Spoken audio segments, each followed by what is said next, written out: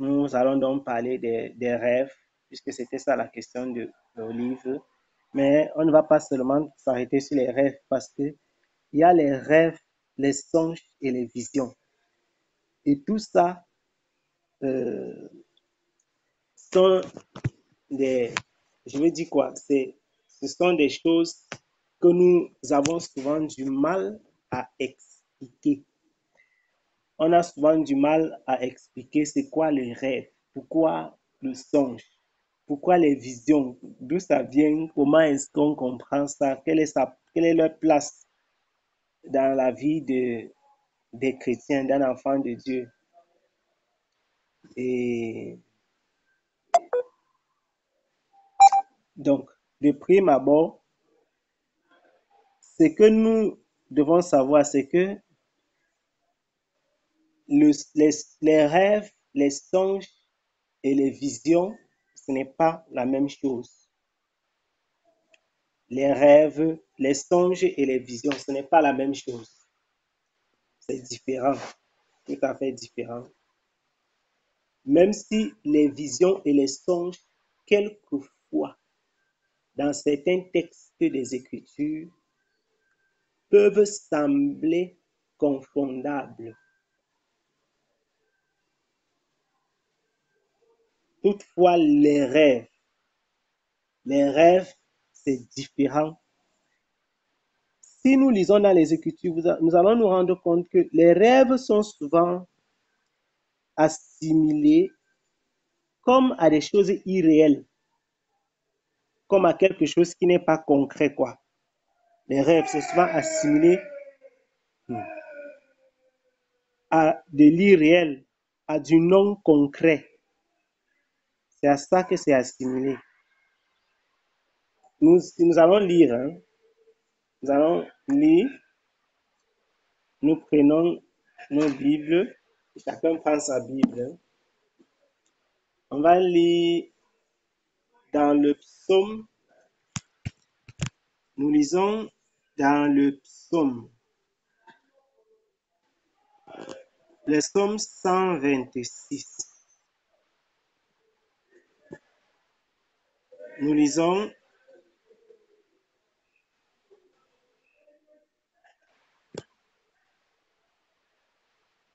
dans le psaume 126.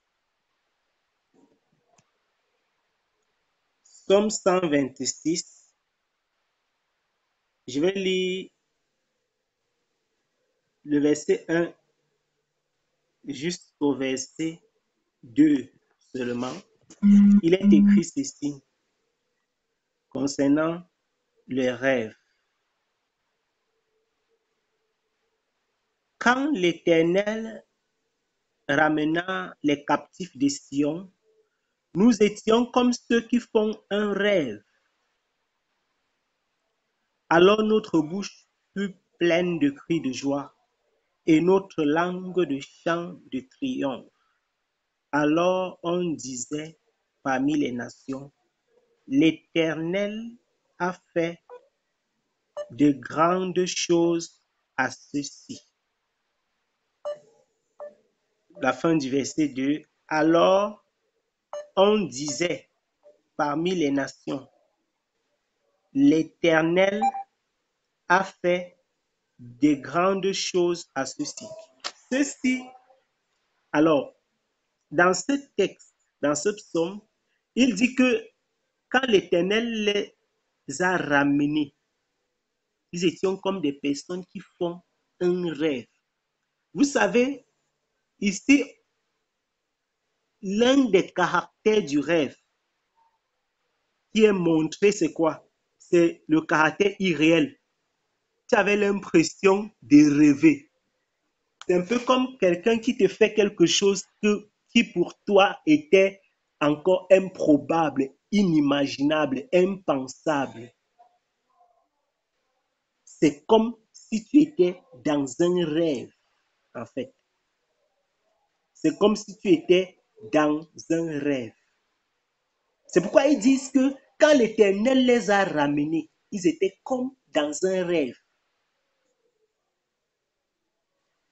Comme dans un rêve. Ça veut dire, Le rêve est souvent quelque chose, quand tu es dans le rêve, c'est de l'abstrait, c'est de l'irréel. C'est quelque chose qu'on ne peut pas toucher. Donc voilà je vais dire quoi, une caractéristique du rêve qu'il nous donne ici. Si nous lisons, si nous lisons dans le livre, on parle là du rêve.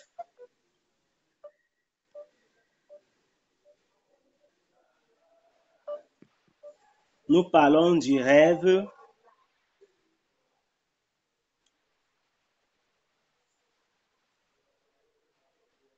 Je lis dans le livre d'Ésaïe,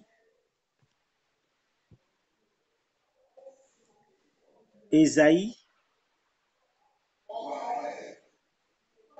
chapitre 29.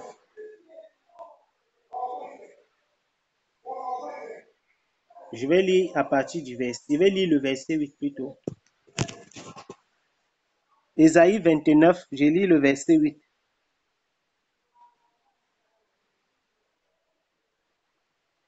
Comme celui qui a faim rêve qu'il mange, puis s'éveille, l'estomac vide, et comme celui qui a soif rêve qu'il boit, puis s'éveille, épuisé et languissant. Ainsi en sera-t-il de la multitude des nations qui viendront attaquer la montagne de Sion.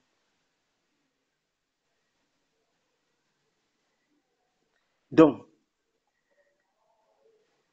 vous savez que ici, c'est une image de quelque chose de réel. C'est une image de quelque chose de réel. On dit que quand quelqu'un a faim, il rêve qu'il mange. Quand quelqu'un a soif, il rêve qu'il boit. Donc, je fais un crochet, une parenthèse. Quand vous rêvez que vous avez mangé, ce n'est pas seulement la sorcellerie. Ne croyez pas que c'est seulement dans la sorcellerie qu'on mange. Ne croyez pas que ce sont seulement les attaques. Si tu dors aussi affamé, tu peux rêver que tu manges parce que tu as faim. Et nous allons voir plus tard que les rêves peuvent justement être ces sentiments-là.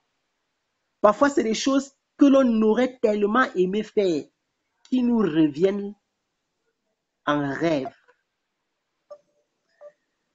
Parfois, ce sont les choses qu'on aurait tellement aimé faire qui nous reviennent en rêve. Ça revient comme en quelque sorte pour confirmer qu'on est incapable de le faire. On dit que celui qui a faim, il rêve qu'il mange. Celui qui a soif, rêve qu'il boit. Mais on dit que quand il se réveille, qu'est-ce qu'il se rend compte? Celui qui avait faim, ce n'est pas pour autant qu'il est rassasié. Et celui qui avait soif, ce n'est pas pour autant que sa soif est, qu'il a étanché sa soif. Ça montre l'autre caractère, ça appuie par rapport à ce que nous avons dit, le caractère abstrait, irréel du rêve. Maintenant, il faut noter que dans certaines versions, on traduit rêve et songe pareillement. Par exemple, ce verset d'Ésaïe, si vous le lisez dans d'autres versions, vous verrez qu'il y a des auteurs qui ont utilisé songe dès le verset 7 et même jusqu'au verset 8, sans faire de différence. Mais en lisant dans les Écritures, c'est pourquoi il ne faut pas s'arrêter sur un seul verset. En lisant dans les Écritures, tout au long, vous allez clairement faire un constat, c'est que les rêves sont clairement caractérisés par leur, je vais dire quoi, leur irréalité. Quelque chose d'abstrait, les pensées, voilà. Voilà de quoi il est question concernant les rêves. C'est quelque chose que tu ne peux pas toucher. C'est clair que le songe et la vision, tu ne peux pas toucher non plus. Mais c'est un peu un cran au-dessus. différent des rêves. C'est un peu un cran au-dessus, différent des rêves. Les songes et les visions sont les moyens majeurs par lesquels Dieu nous parle. Les songes et les visions, ce sont les moyens majeurs par lesquels Dieu parle à ses enfants, aux prophètes, aux apôtres, à ses serviteurs, à ses amis, etc. Les songes et les visions. Contrairement aux rêves qui peuvent être suscités même par la chair, les songes, je parle ici des songes des enfants de Dieu, sont des moyens de prédilection par lesquels le Seigneur nous parle. Nous verrons que, on va voir plus loin, on va clairement comprendre que si Dieu donne les songes et les visions, Satan donne aussi les songes et les visions. Donc il faut déjà clairement dire, si Dieu donne les songes et les visions, Satan aussi donne les songes et les visions. D'ailleurs, Satan a donné les visions à Jésus. Ce n'est pas à nous qu'il va laisser. C'est pourquoi il faut le discernement. Dès lors que nous sommes dans le domaine des songes, des visions, des rêves, etc., il faut le discernement qui s'acquiert comment? Par la prière. Nous avons vu la dernière fois que ceux qui sont maîtres de la parole ont fait quoi? Ils ont aiguisé le discernement. Par la prière, par la parole. Ils ont exercé leur discernement. Donc, pour que je puisse dire avec certitude que Jésus-Christ m'a parlé, il faut que je sache discerner quelle est la voix de Dieu. Comment il m'a parlé? Ça peut ne pas être forcément par songe, par vision, même par la nature, même en me parlant par mon cœur, même par les Écritures, même par une autre personne, etc. Il faut exercer le discernement. Donc, si nous sommes en train de dire que les songes et les visions sont des moyens de prédilection par lesquels le Seigneur parle, nous ne pouvons non plus éliminer le fait que Satan passe par ces moyens pour semer le doute, la confusion, le trouble et pour vous dévier du chemin qu'il faut suivre. On va lire dans le livre des Nombres. On va lire quelques textes par rapport. Nombre chapitre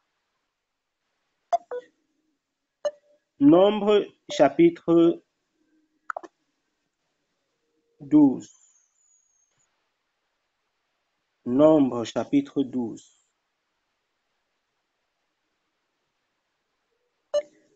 Nous sommes dans le livre des Nombres au chapitre 12. Si vous y êtes, nous allons lire Nombre au chapitre 12. Je vais lire pour nous le verset 6. Nombre au chapitre 12. Je lis le verset 6. Il est écrit ceci. Et il dit, écoutez bien mes paroles.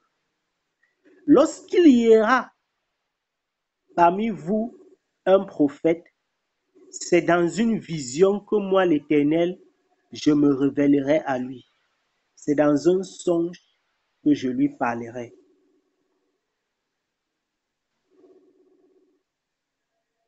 Il dit, lorsqu'il y aura parmi vous un prophète, c'est dans une vision que moi, l'Éternel, je me révélerai à lui. C'est dans un songe que je lui parlerai. Donc, Dieu dit qu'il va parler dans les songes et il va parler dans les visions. C'est une promesse de Dieu. Quand il y aura un prophète parmi vous, je vais lui parler dans les songes. Je vais lui parler dans les visions. C'est le Seigneur qui l'a déclaré. Vous connaissez le contexte de cette déclaration. C'est lorsque lorsqu'il y a eu problème avec Moïse, Marie et Aaron, ces deux derniers qui avaient mal parlé, qui avaient médité des mauvaises pensées concernant le serviteur de Dieu Moïse. Et Dieu est donc venu les reprendre en disant que lorsqu'il y aura dans ce peuple-ci, parmi eux, un prophète, il va lui parler dans les songes et dans les visions. Ça veut clairement dire ce que ça veut dire. Donc, le Seigneur montre et confirme ce que nous avons dit plus haut, qu'il parle par les songes et par les visions. Lisons Job,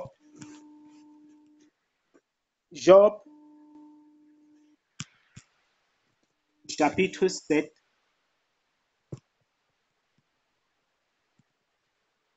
Job, chapitre 7.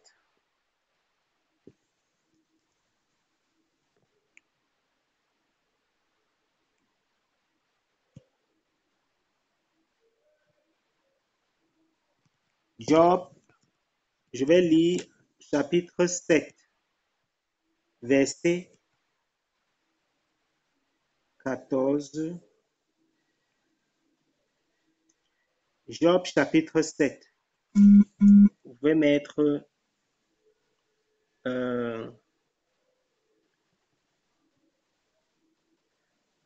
les textes continuez à mettre les textes dans le groupe. On a lu dans le livre de Nombres, chapitre 12, verset 6. Job 7, 14 dit ceci. Quand je dis mon lit me soulagera, ma couche calmera mes douleurs. C'est alors que tu m'effraies par des songes, que tu m'épouvantes par des visions. Ici, il est en train de s'adresser à Dieu. Donc, Dieu l'effraie par les songes. Il l'épouvante par des visions. Nous notons tout ensemble ici que jusqu'ici, personne n'a parlé des rêves comme étant un moyen par lequel Dieu lui a parlé. Nous allons continuer d'ailleurs dans la même lancée avec Job toujours, dans le texte qui est très connu, Job chapitre 33 notamment, il dit ceci. Je vais lire le verset 14 et le verset 15. Dieu parle cependant, tantôt d'une manière, tantôt d'une autre, et l'on n'y prend point garde. Il parle par des songes. Mon Dieu, quel bruit. Soulignez, il parle par des songes, par des visions nocturnes, quand les hommes sont livrés à un profond sommeil, quand ils sont endormis sur leur couche. J'ouvre une petite parenthèse. Les songes et les visions ne se font pas seulement la nuit. Parce que, comme on a dit, les songes et les visions nocturnes, ça c'est bien de le souligner déjà, parce que ça peut donner l'impression à certaines personnes que si tu fais un songe dans la journée, ce n'est pas de Dieu. Ou alors si tu as une vision dans la journée, ce n'est pas de Dieu. Nous allons voir d'ailleurs que ce n'est pas seulement la nuit. Et il y en a des serviteurs de Dieu qui ont eu des songes ou des visions en journée. Voilà. Il dit que ce sont des moyens par lesquels Dieu parle, les songes et les visions. Il dit que c'est cependant d'une façon ou d'une autre que Dieu parle et qu'il utilise ces songes et ces visions. Quand tu es couché comme ça, inerte dans ton corps, dans ton, je veux dire, sur ton lit, ton corps inerte, ton esprit que tu ne contrôles pas, comment l'homme peut-il expliquer le songe? C'est quelque chose d'incroyable, tout simplement, le songe. C'est quelque chose d'incroyable. Le songe, tu te couches comme ça. Et puis, tu vois quelque chose, tu te lèves le matin, clairement tu te rends compte que c'était un avertissement de Dieu. Clairement, tu te rends compte que Dieu me parlait de tel ou de tel aspect. Il me parlait de telle ou de telle personne. Il me parlait de tel aspect de mon présent ou de mon avenir ou même de mon passé. C'est tout simplement formidable. C'est tout simplement formidable. C'est formidable. Dieu a utilisé les songes et les visions à ses serviteurs, les enfants de Dieu. Il a utilisé en quantité aux prophètes. On ne peut naturellement pas lire tous les textes, mais les exemples sont légion dans la Bible. Les exemples sont vraiment très nombreux. Les prophètes ont eu des songes. Les non-prophètes, les enfants de Dieu simples, et même les païens en ont eu. Ils en ont eu. On va lire quelques textes. Je lis pour nous. Je vais lire pour nous, étant donné que vous pouvez tous me suivre. Je lis pour nous.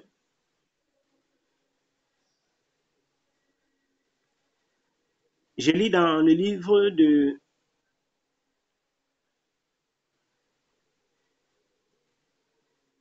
Je vais lire dans 1 Samuel, chapitre 28. Je lis le verset 6. Je vais lire le verset 6. Et ici, nous allons voir un aspect du songe, puisque nous avons dit que Dieu parle par les songes à ses serviteurs et même à ceux qui ne sont pas ses serviteurs. Et nous allons voir un autre aspect ici qui est celui de la réponse. Dieu répond aussi. Donc, Dieu peut s'adresser à toi sans que tu lui aies adressé la parole à travers les songes. Dieu peut aussi s'adresser à toi après que tu lui aies adressé la parole. 1 Samuel 28, je vais lire le verset 6 et je vais sauter pour aller encore lire un autre verset un peu plus loin pour qu'on ne dure pas indéfiniment sur ce texte. Saül consulta l'Éternel. Ça, c'était quand les Philistins se sont rassemblés. Si nous lisons à partir du verset 4, on dit que les Philistins se rassemblèrent et vinrent camper à Sunem. Saül rassembla tout Israël et y campait à Gilboa. À la vue du camp des Philistins, Saül fut saisi de crainte et un violent tremblement s'empara de son cœur. Donc, qu'est-ce que Saül a fait? Il a paniqué.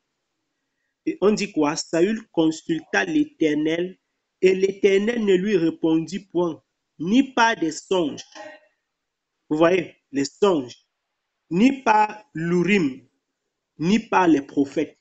Donc, voici des moyens dont par lesquels le Seigneur parlait à ses serviteurs. L'Urim, c'est quelque chose que ce sont des sacrificateurs qui utilisaient pour parler à Dieu ou alors pour écouter la voix de Dieu. Les prophètes, naturellement, Dieu leur parlait par inspiration, avec les songes, avec les visions, avec les signes, etc. Et puis, Dieu pouvait s'adresser aussi à toi-même, par des songes. Donc, ce qui est intéressant, c'est qu'on nous dit ici que Dieu ne lui a pas répondu. Donc, quand tu parles à Dieu, tu t'attends à une réponse. Et les songes et les visions peuvent donc parfois arriver en réponse à quelque chose, à une question que tu as posée, à une préoccupation que tu as posée à Dieu.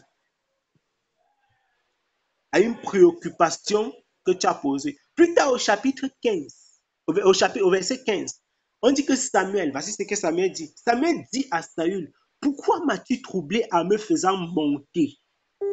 Puisque ce Saül va partir chez une sorcière. Ce qui était interdit en Israël, c'est ce que Saül fera. Il va aller chez une sorcière pour invoquer Samuel. La Bible déclare, Samuel va monter et lui dit, pourquoi m'as-tu troublé en me faisant monter? Voici alors petite parenthèse. Voici alors les vraies personnes qui restent in peace ici. Pas les rips que les gens font partout, partout. Rip, rip. Voici quelqu'un qui était couché tranquillement dans son calme. Il était vraiment dans le vrai repos. Il dit, pourquoi tu as fait quoi? Pourquoi tu m'as troublé? On trouble quelqu'un qui est calme, quelqu'un qui est dans le repos. On ne trouve pas quelqu'un qui est tourmenté. Le riche, dans le livre de Luc au chapitre 15, ne peut pas dire que tu l'as troublé. Puisqu'il est déjà tourmenté lui-même. Samuel dit que pourquoi tu m'as troublé? Donc ça ne sert à rien de dire que rip, rip, rip. Non. Soit tu es calme, soit tu es troublé. Point. Soit tu es tourmenté. Donc on ne va pas. C'est pas parce que nous disons que rip que ça va changer quoi que ce soit. Soit c'est cela, soit ce n'est pas cela. Saül répondit, je suis dans une grande détresse, les Philistins me font la guerre et Dieu s'est retiré de moi. Il ne m'a répondu ni par les prophètes, ni par les songes. Je t'ai appelé pour que tu me fasses connaître ce que je dois faire. Donc, il dit que j'ai demandé au Père là, il a dit qu'il ne me parle pas. Aucun prophète n'est venu. Donc, tu peux faire un songe. Je dis, tu peux faire un songe. Tu peux parler à Dieu, tu peux prier. Ça peut être n'importe qui parmi nous ici. Tu peux être en train de prier dans ton cœur. Tu es en train de dire vraiment, Seigneur, j'aimerais que tu m'éclaires par rapport à telle chose. Directement, le Seigneur parle à quelqu'un, à un frère ou une soeur. Il vient donc te voir et qui t'éclaire par rapport à cette situation par laquelle tu passes. Ou alors, cette situation que tu as posée au Seigneur. Sans que la personne ne soit même au courant. Le Seigneur lui met à cœur d'aller te parler de telle et de telle choses. C'est ainsi que Dieu répond aux personnes. Il peut leur donner un songe ou bien une parole pour toi, par exemple. Il dit que Dieu ne m'a répondu ni par les songes, donc Dieu ne m'a pas dit à moi, il n'a dit à personne d'autre, donc je suis dépassé. Saül est dépassé. Mais pourquoi? Parce que le Seigneur s'est retiré de lui, donc Saül a compris. Donc, quand le Seigneur est avec nous, il nous parle. Je ne suis pas en train de dire que si tu n'as pas les songes et les visions, ça veut pas dire que, ça veut dire que Dieu ne te parle pas, parce que Dieu ne parle pas uniquement par les songes et les visions. Dieu parle aussi par d'autres moyens. Donc ne soyons pas de ceux qui disent, oh, vraiment, depuis que je prie, Dieu ne me parle pas. Tu lis ta Bible, tu n'arrives pas à écouter le Seigneur. Tu attends seulement les songes, tu attends seulement les visions. Même quand un frère ou une soeur te parle, tu n'arrives pas à écouter la voix de Dieu. Le problème, c'est quoi? C'est de travailler l'écoute de la voix de Dieu par tous les moyens et dans toutes les circonstances. Parce que souvent, Dieu est en train de nous parler, mais nous sommes en train d'attendre comment il va s'adresser à nous en utilisant tel ou tel moyen. Il y a des gens qui sont carrés dans leur façon de voir Dieu. Ils pensent que Dieu ne peut parler que par des songes. Dieu ne peut parler que par des visions. Dieu ne peut parler que... Il y a aussi d'autres qui pensent que Dieu ne parle que par tel ou tel frère. Quand ils ont le problème, oh vraiment frère tel, vraiment, je veux que tu m'aides, je veux que tu pries pour moi, machin. Tant que tu ne lui... Et c'est pourquoi parfois à dessein, pour travailler, lorsque c'est comme ça, parfois le Seigneur te met à cœur, Dieu te parle même par rapport à une situation, mais il te met à cœur de prier pour cette situation-là et pour cette personne, afin qu'elle ne prenne pas la mauvaise décision, mais aussi pour qu'elle grandisse, donc pour qu'elle apprenne à écouter la voix de Dieu. Mais tu restes en prière pour elle.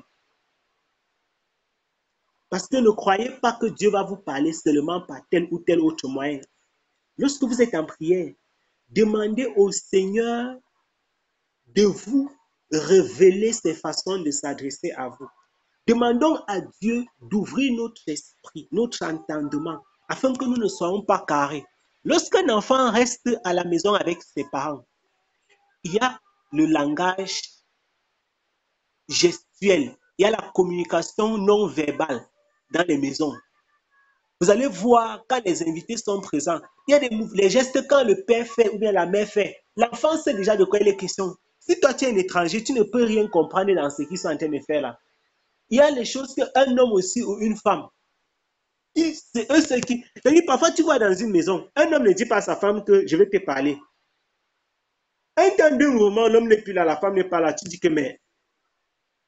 Et si tu pars fouiller, tu vas voir qu'ils sont en train de parler, de causer secrètement ça dans les chambres, ça derrière, ça. Donc, quand l'homme a bougé un instant, la femme a su que le monsieur, s'il avait me parler. De la même façon aussi, quand la femme, le mari a su. Ça, c'est quoi? Ça se cultive par quoi? L'intimité. Il faut pouvoir déterminer comment le Seigneur parle. C'est de la même façon que les enfants apprennent à connaître leur père, leur mère. Quand tu as grandi dans une maison, tu es capable de dire que la faute, c'est une faute de 5 coups chez nous. Chacun de nous ici sait. Quand tu étais petit, tu savais que la faute, c'est grave. L'autre, il y a des gens que parfois dans leur maison, quand on était petit, nous tous on connaissait ça, ce genre de choses. C'est-à-dire, tu es dans votre maison. Tu sais que la faute, le gars, si la faute qu'on lui a tapé 30 coups là, non, si c'était chez nous, ça va me taper 2 coups, 3 coups. Parce que chez nous, la faute là n'est pas si grave. Mais il y a d'autres fautes que chez eux, on tolère. Tu dis que, ouh, si c'était ma mère, tu es mort. Pourquoi? Parce que tu connais ta mère, tu connais ton père. Dis que mon frère, ta mère t'a laissé. Il me rappelle comment on marchait les cailloux. Hein? Seigneur, il a fait les choses. Petit caillou, sauve-moi. Si tu ne me sauves pas, aïe, vraiment, c'est, on a fait la sorcellerie dans ce dehors. Et donc, pourquoi les enfants étaient comme ça? Parce qu'ils connaissaient leurs parents.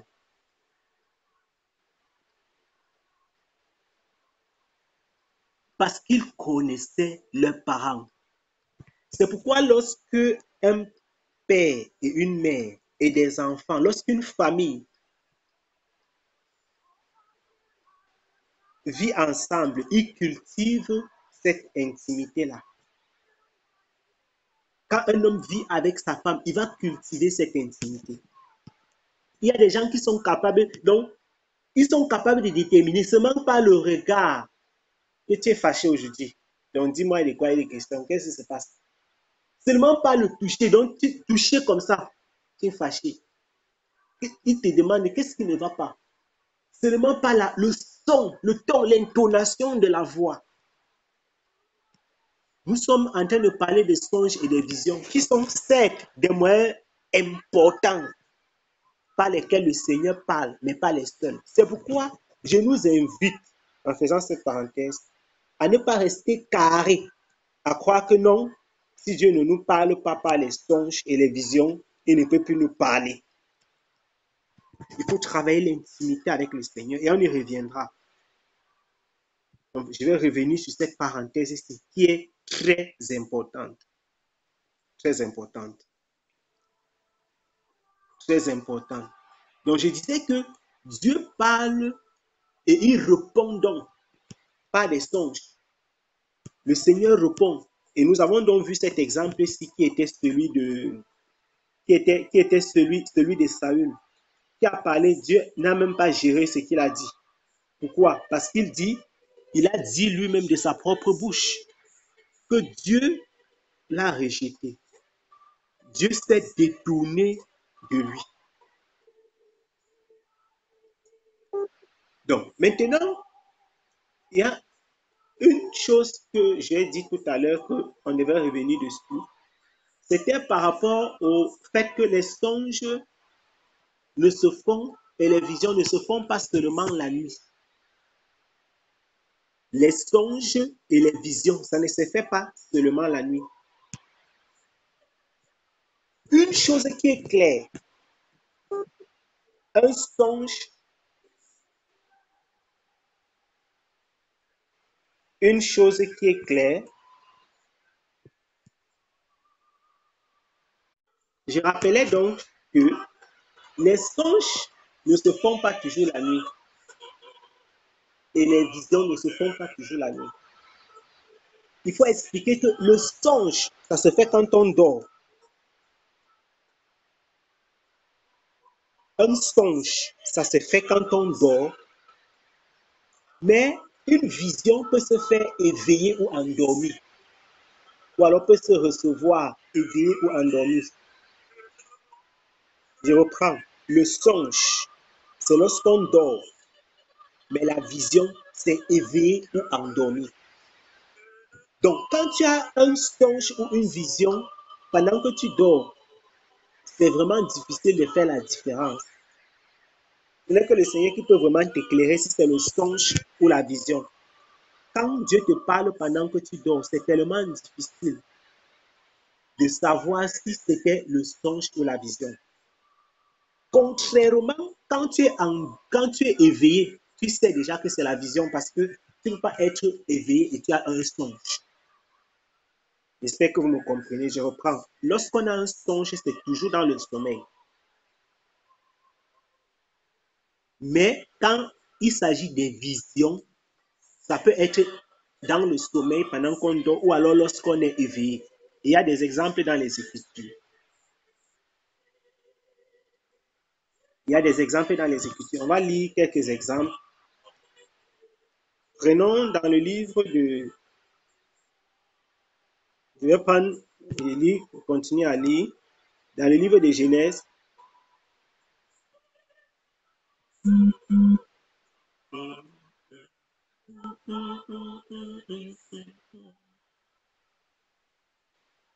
Alors Dieu, Genèse chapitre 20, je lis à partir du verset 3 jusqu'au verset 6. Alors Dieu apparut en songe à Abimelech pendant la nuit et lui dit, voici, tu vas mourir à cause de la femme que tu as enlevée, car elle a un mari. Abimelech, qui ne s'était point approché d'elle, répondit, Seigneur, feras-tu périr même une nation juste? Ne m'a-t-il pas dit, c'est ma sœur? Et elle-même n'a-t-elle pas dit, c'est mon frère? J'ai agi avec un cœur pur et avec des mains innocentes. Dieu lui dit en songe, souligné, je sais que tu as agi avec un cœur pur. Aussi t'ai-je empêché de pécher contre moi. C'est pourquoi je n'ai pas permis que tu la touchasses. Donc, Dieu est venu en songe à Abimelech. Ils ont causé. Pourquoi? Parce que Dieu voulait empêcher Abimelech de commettre une faute grave en couchant avec qui? Avec la femme de son serviteur Abraham. Dieu ne voulait pas qu'il touche la femme de quelqu'un. Dieu est venu donc faire quoi? L'avertir. Et c'est ce que nous avons lu tout à l'heure dans le livre, ou alors on n'a pas lu, mais on a commencé. Dans le livre de Job au chapitre 33, lorsque vous allez lire après ce verset 14 et 15, on dit qu'il nous parle pour nous avertir, pour épargner notre âme de la fosse. Donc, les songes et les visions, Dieu utilise aussi ça pour nous avertir. Il y a donc des gens, quand ils ont les songes et les visions, quand ça n'arrange pas leur chef, vous savez ce qu'ils disent? Ils disent que car ça vient du diable. Dieu te montre dans un songe un comportement que tu dois effacer. Mais toi, tu dis que non, ça ne peut pas venir de Dieu. Tu te vois dans tous tes songes, tu es toujours en train de bagarrer, en train de te quereller, par exemple. Ou bien toujours en train de, je ne sais pas, l'impudicité. Tu te vois dans les songes avec la boue, le péché, les choses pareilles. Tu dis que non, mais ça veut... C'est ça. C'est ce que beaucoup de personnes font. Ils méprisent la voix de Dieu. On n'a pas le courage de nous dire, vraiment le Seigneur veut que j'enlève, que j'ôte le vêtement qui est sale. On n'a pas le courage. On va prendre un autre texte où le Seigneur parle. Donc, dans Genèse au chapitre, puisque nous avons parlé des songes et des visions nocturnes ou en journée. Genèse chapitre 28, je lis le verset 11 et 12. Il arriva dans un lieu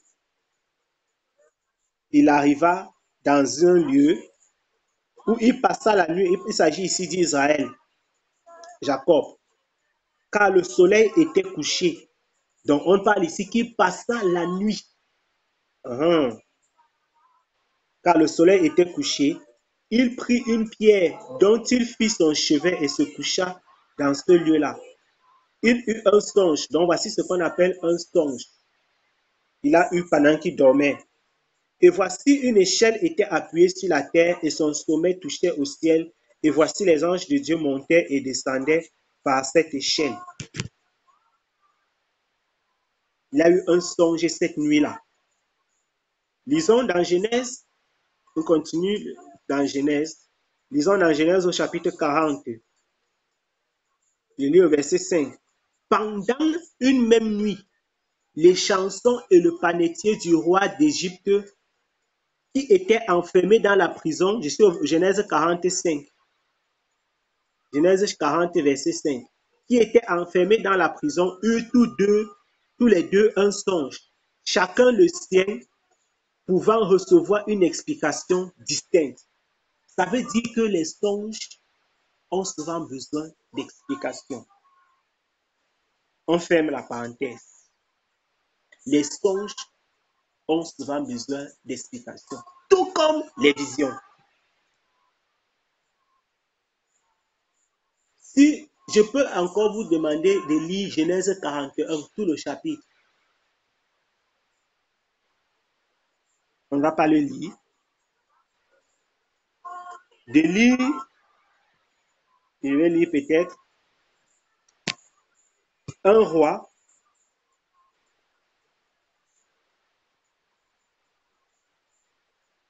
dans Genèse 41, c'est plutôt le songe de Pharaon.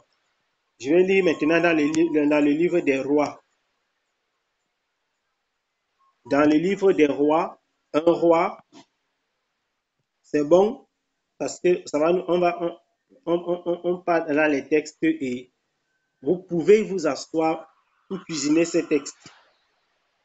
On dit qu'à Gabaon, l'Éternel apparut en songe à Salomon pendant la nuit. 1 Roi chapitre 3. Je lis à partir du verset 5. L'Éternel apparut en songe à Salomon pendant la nuit et Dieu lui dit, demande ce que tu veux que je te le donne. Salomon répondit, tu as traité avec une grande bienveillance ton serviteur David mon père parce qu'il marchait en ta présence dans la fidélité, dans la justice et dans la droiture de cœur envers toi. Tu lui as conservé cette grande bienveillance et tu lui as donné un fils qui est assis sur son trône, comme on le voit aujourd'hui. Maintenant, Éternel, mon Dieu, tu as fait régner ton serviteur à la place de David, son père, et moi je ne suis qu'un jeune homme. Je n'ai point d'expérience. Ton serviteur est au milieu du peuple que tu as choisi, peuple immense qui ne peut être compté ni nombré à cause de sa multitude.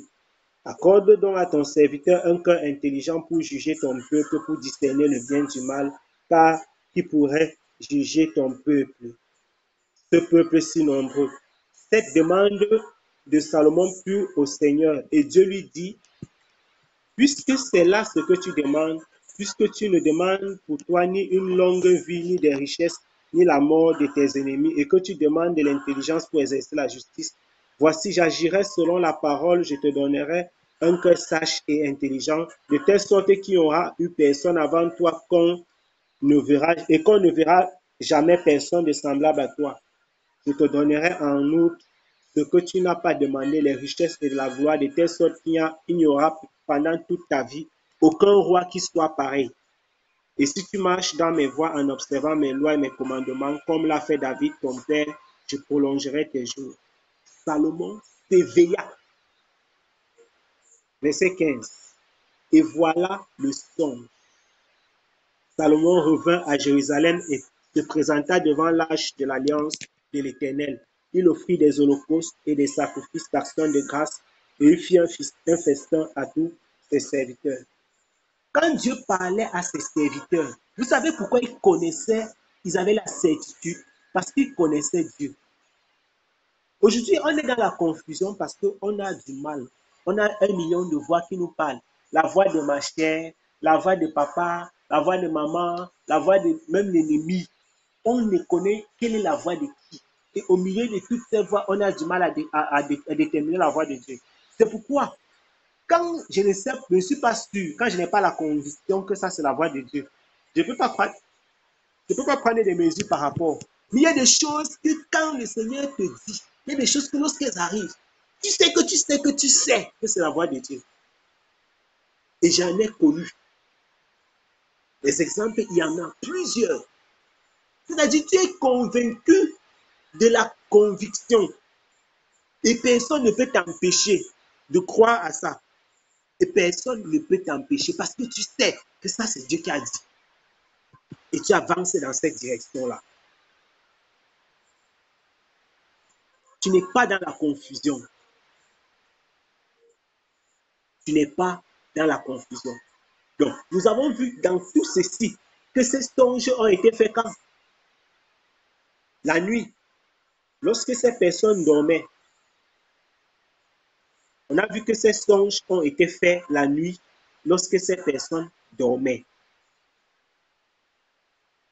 L'autre caractéristique des songes, et on va voir que cette caractéristique, c'est contrairement aux visions. J'ai dit, les songes se font toujours quand on dort. Tu peux te coucher en journée, tu as le songe. Tu peux te coucher la nuit, tu as un songe. Mais la vision, tu peux la voir quand tu dors ou quand tu es éveillé. Nous avons vu les songes. Et nous voyons que tous ces songes ici, ça s'est passé quand ces personnes dormaient. On va voir d'autres caractéristiques des songes. Donc, les songes se font quand quelqu'un dort.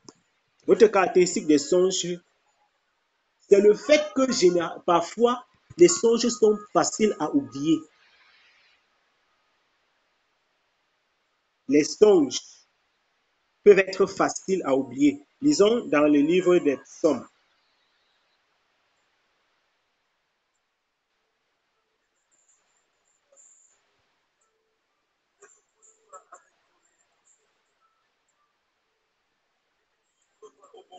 Nous lisons dans le livre des Psaumes,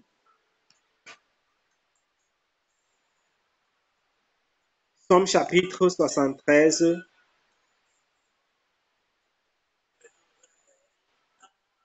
Je lis les versets 19 et 20. Il est écrit, et quoi? En un instant, les voilà détruits. Ils sont enlevés, anéantis par une fin soudaine. Comme un songe au réveil, Seigneur, à ton réveil, tu repousses leur image. Nous voyons ici que les songes, effectivement, c'est une confirmation de ce que nous avons dit. Les songes se font quand on dort. Et il dit que tu repousses leur image comme un songe au réveil. Parce qu'en fait, les songes sont très faciles à oublier. C'est pourquoi on a même des cas de personnes qui ont oublié les songes dans la Bible. Comme le roi de Babylone. Donc ce n'est pas quelque chose qui est arrivé seulement à lui. Quand vous et moi, on oublie des songes, ça peut arriver naturellement. Mais si ça devient chaque fois, tu ne te souviens jamais de tes songes, alors il y a problème. Parce qu'il y a un autre problème parmi les chrétiens, c'est qu'ils pensent que si quelque chose est arrivé une fois, c'est la fin des temps, c'est-à-dire c'est la fin des siècles. S'il fait un songe un jour, qu'il a mangé quelque chose, il va dire que ouf, c'est que la réunion des sorciers, c'était chez moi. Ça peut arriver une fois, comme on a vu, parce que tu as faim, point. Tu bois parce que tu as soif, point. Mais si tu fais une fois, deux fois, trois fois, en l'espace de... Il y a des gens qui font le même songe le matin, à midi et le soir. Non, il y a problème. Tu passes ton temps à manger comme si tu organises seulement les fêtes dans la nuit. C'est qu'il y a problème. Tu passes ton temps à boire, il y a problème. Mais si c'est arrivé une fois en 10 ans, 5 ans, c'est pas que, voilà. De la même façon, si quelqu'un a oublié un songe une fois, oui, mais s'il oublie tous les jours systématiquement, aussi oublier une partie de ton songe, c'est des choses qui arrivent humainement parlant. Et parfois, c'est même un problème seulement de mémoire. Il y a des personnes, c'est juste parce que tu es stressé, parce que tu es déprimé, parce que tu as un problème de la chair, que ça affecte ta mémoire et tu n'arrives pas à te rappeler de tes songes. Pas forcément parce que il y a eu la fête des sorciers derrière ta chambre, derrière ta fenêtre. Non.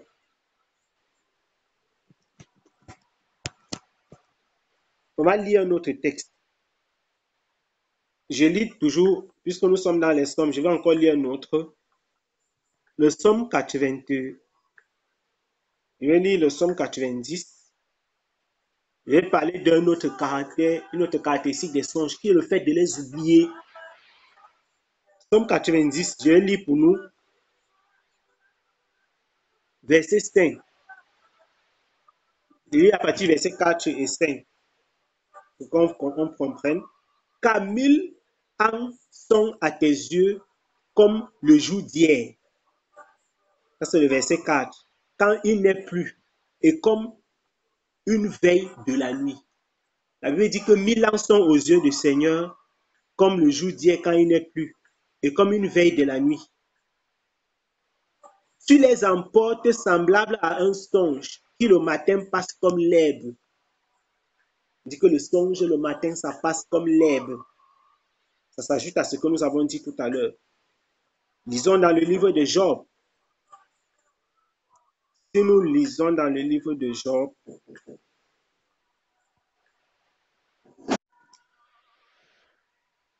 Job chapitre 20, je disais, le verset, je lis à partir du verset 7 au verset 8. La Bible déclare, il périra pour toujours, comme son ordure. Et ceux qui le voyaient diront, où est-il? Il s'envolera comme un songe, et on ne le trouvera plus. Il disparaîtra comme une vision nocturne. Je lis le verset 9 pour finir. L'œil qui le regardait ne le regardera plus. Le lieu qu'il habitait ne l'apercevra plus. Et si nous lisons le texte par excellence qui parle de cette histoire, nous voyons un exemple clair dont j'ai cité, parlé tout à l'heure, c'était dans le livre de Daniel au chapitre 2. Dans le livre de Daniel au chapitre 2, on voit le roi Nebuchadnezzar qui a eu un songe agité.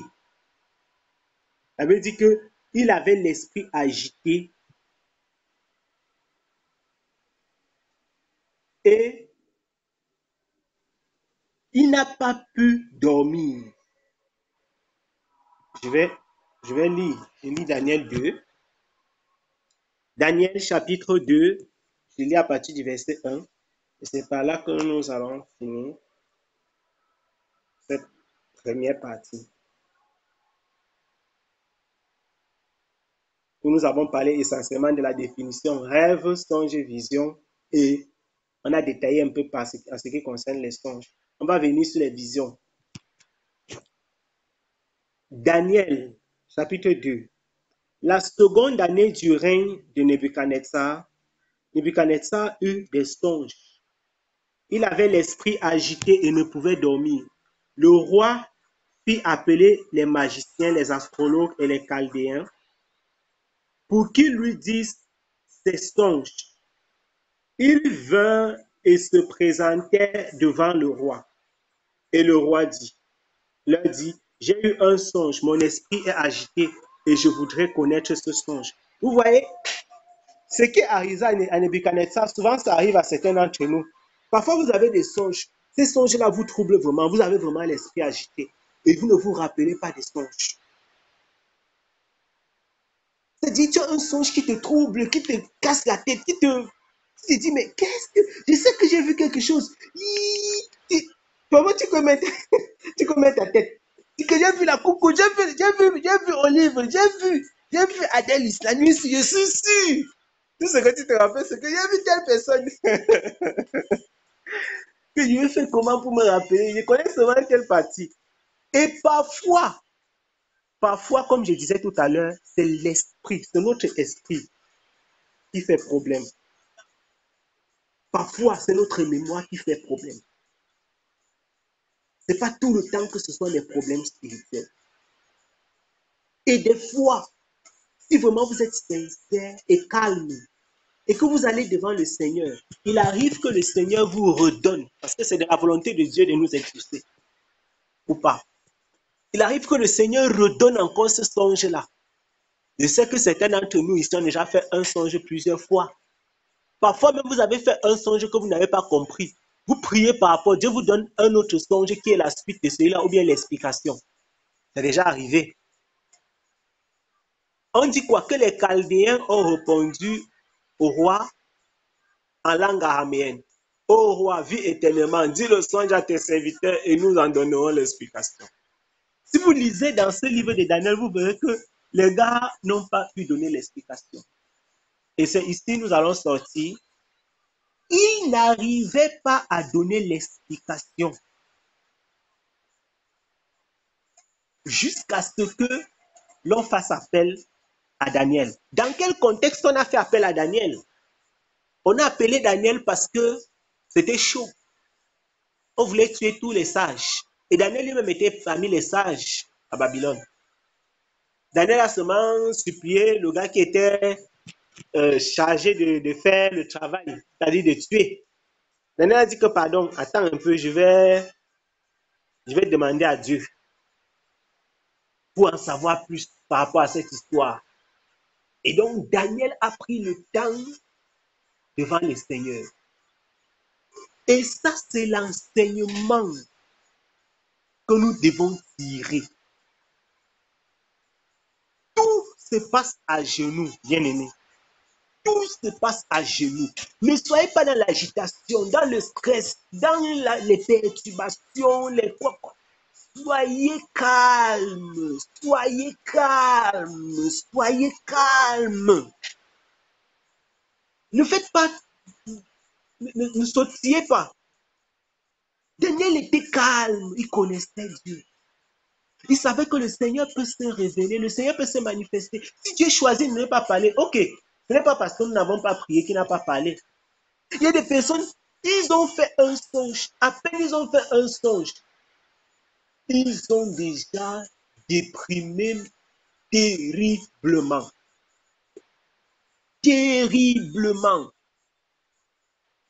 Il y a des gens qui ils ne prennent même pas la peine de prier pour des songes, parfois même pour connaître l'origine. Lorsque tu connais, lorsque tu as une intimité forte avec Dieu, tu détermines parfois pour certains songes assez vite, assez rapidement l'origine. Tu peux déterminer. Parce que ce soit les songes ou les visions, ne croyez pas que c'est donné, c'est comme ça, agent compté. C'est agent comptant. Ne croyez pas que c'est facile comme ça. On va voir certainement prochainement qu'il y a même des enfants de Dieu, il y a même des serviteurs de Dieu qui n'ont pas pu déterminer que c'est Dieu qui parle. Donc, ne croyons pas que si nous n'arrivons pas à comprendre ce que Dieu dit,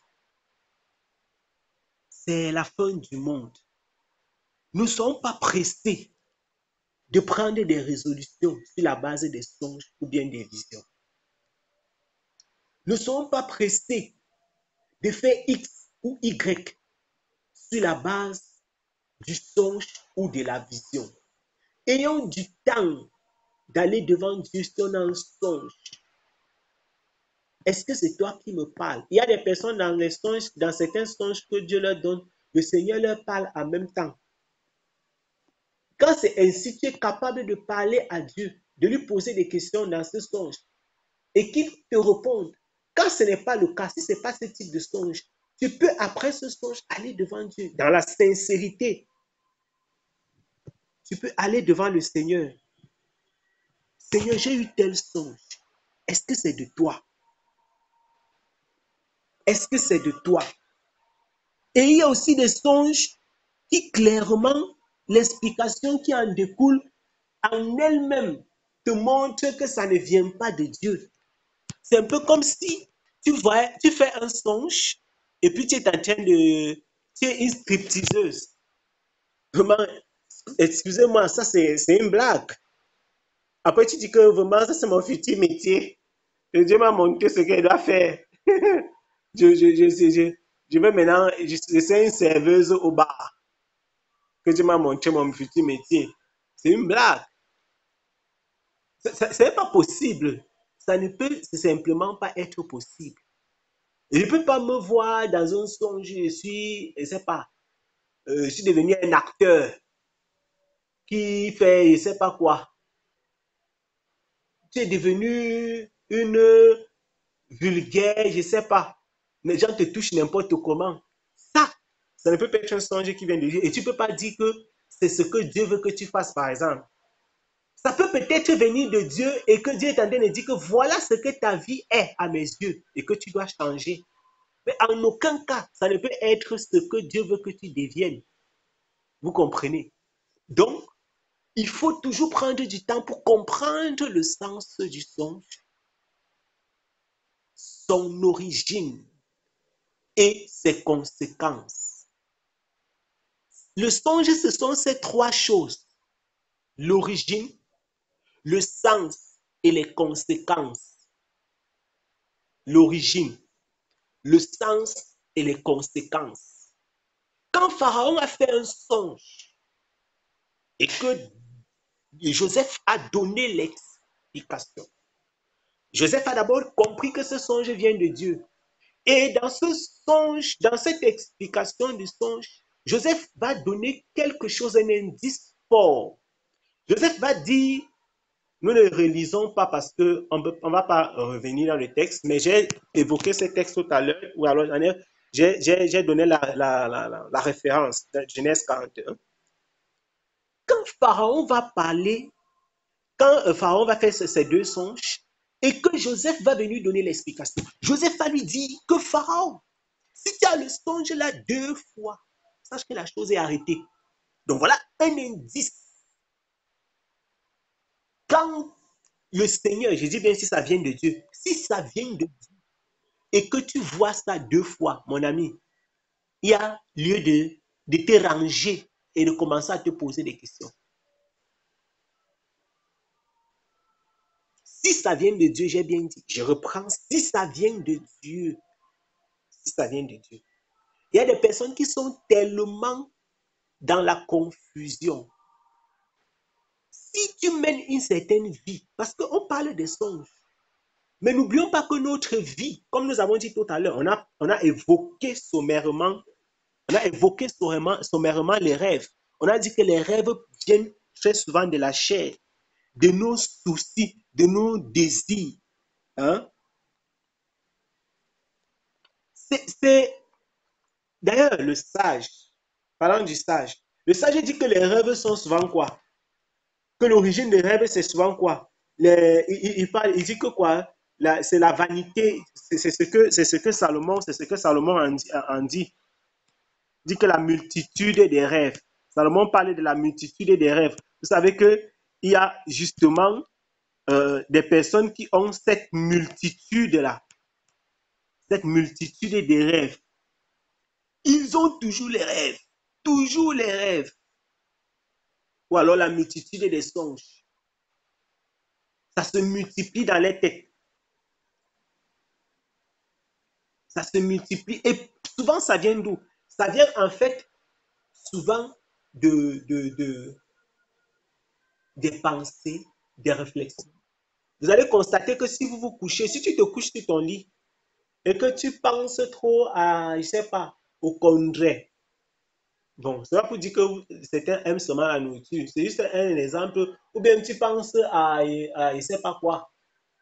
Si tu penses trop à quelque chose, il y a une probabilité. Ce n'est pas dit automatiquement. Mais tu peux faire un rêve justement sur ça.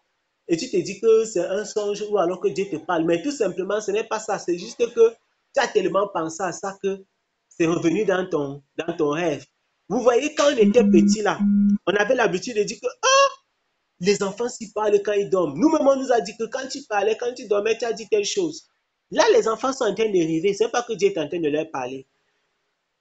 J'en ai vu moi-même et j'en ai entendu. L'enfant parle. Il parle. Que dans ma chose, dans ma chose, dans ma chose. Je ne saute pas, je ne fais pas ceci, je ne fais pas cela. Que tu m'as refusé, non, tu vas voir. Les choses comme ça, j'en ai entendu plein.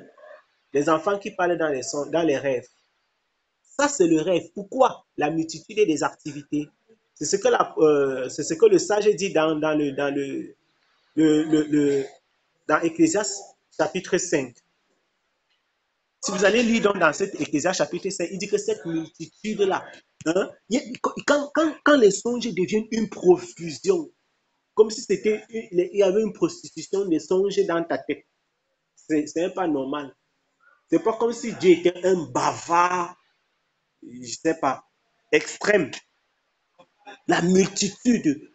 Parfois, c'est simplement la chair, c'est simplement tes activités qui, qui donnent l'impression que tu as des songes, mais en réalité, ça vient de toi-même, quoi.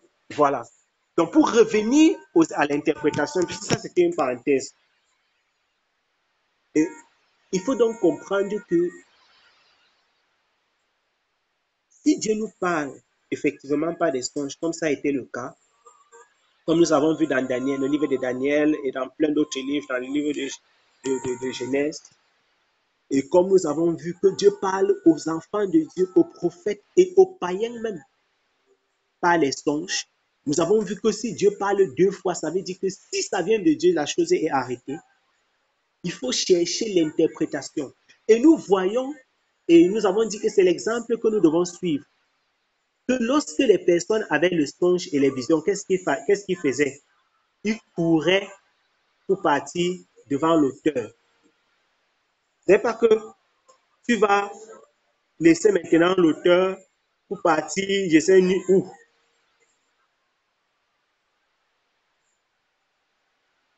S'il y a un songe, allons vers l'auteur du songe. Bien évidemment, Dieu peut passer par un serviteur, par un frère, par un bien-aimé, par une bien-aimée, pour nous éclairer dessus. Mais nous-mêmes, nous devons prendre le temps devant le Seigneur, dans la sincérité, dans le calme, dans la confiance, comme Joseph, comme Daniel, pour dire, Seigneur, tu as dit telle chose, qu'est-ce que ça veut dire? Dieu va nous inspirer, Dieu va nous éclairer, Dieu va nous parler à travers les Écritures, à travers d'autres personnes, ou bien il va nous donner d'autres songes. Souvenez-vous, l'histoire qu'on dit que telle chose dans les songes, je me dis ceci, c'est un gros piège. Telle chose dans les songes, c'est clair que, c'est pourquoi il ne faut jamais s'approcher à quelque chose de façon religieuse. C'est clair que si tu passes ton temps à rêver que les chiens te poursuivent, non mais franchement, c'est pas comme si, je sais pas si c'est devenu, même si tu élèves les chiens, mon frère, tu ne peux pas rêver tous les jours que les chiens te poursuivent. Il y a quoi? Donc, si tu fais tous les jours, le songe que je ne sais pas, tu fais la même chose, ça veut dire que ce songe-là, cette façon de faire ce même songe plusieurs fois, il y a un problème. Tu rêves que tu es tout perdu, il y a des gens qui sont toujours perdus dans le songe. Ils sont en train de marcher dans les endroits où ils montent, ils descendent. Eux-mêmes ne savent pas où il part dans son songe. Il y a des personnes qui font les songes. Ils font les songes. Ils sont en train de, je ne sais pas, ils sont toujours en train de cultiver dans tous les songes. D'autres, ils sont tous dans l'eau, ils ont tout envie de se noyer. Dans tous les songes qu'ils font, ils sont toujours dans l'eau en train de vouloir se noyer. D'autres sont toujours en train de tomber de l'arbre ou bien de tomber d'un endroit élevé. Tout le temps, ils se réveillent comme ça en se sautant. Chaque fois, ça leur arrive. C'est qu'il y a un problème. Si le songe est vraiment copier-coller, chaque fois, c'est qu'il y a un problème. C'est qu'il y a un problème. Ou alors si c'est très, très, très, très similaire, c'est qu'il y a un problème. Et nous devons comprendre que l'interprétation, ce n'est pas dans les habitudes simplement. C'est clair qu'il y a des personnes qui, par expérience, ont compris que quand le Seigneur me parle souvent, quand il me dit telle chose, il procède de telle manière. Mais il faut faire très attention avant de faire une inférence.